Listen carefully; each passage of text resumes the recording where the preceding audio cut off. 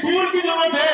जो हमारी बेटियां, जो हमारे बच्चे एडमिशन नहीं मिल पाते उन्हें, छोटे छोटे बच्चों को, उनके लिए एक स्कूल के लिए मैं पूरी कोशिश करूंगा, प्रस्ताव करके भेजूंगा शासन को, और यहाँ पर एक बहुत अच्छा स्कूल बनवाएंगे ताकि किसी बच्चे को पढ़ना रहे। हमारा नशे की तरफ को चल रहे हैं, नशे के लिए अधिकारियों से मेरी मीटिंग चलती रहे, उस पर भी हम कंट्रोल करने की कोशिश करेंगे। अस्सलाम वालेकुम सामीन, 10 शव्वालुल मुकर्रम है, 30 अप्रैल है। ये वीडियो आपने सुनी, ये हाजी राशिद अली साहब हैं जो मगरबी उत्तर प्रदेश के ज़िला शामली के कस्बा कैराने में चेयरमैनी के ओहदे के लिए इलेक्शन लड़ रहे हैं। ये कह रहे हैं कि मैं जीत जाता हूं तो स्कूल दूंगा। पहले भी इन्होंने बड़े काम किए हैं।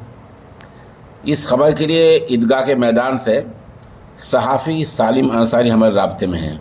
वो बता रहे हैं कि ईदगाह का मैदान भरा हुआ है, जैसे कि आप वीडियो में देख रहे हैं, और भी हम चंद वीडियोज़ आपकी खिदमत में पेश कर रहे हैं। कैराने में 82,000 वोटर्स हैं जिनको लुभाने के लिए और जिनको अपने पाले में करने के लिए हर उम्मीदवार अपनी कोशिश कर रहा है।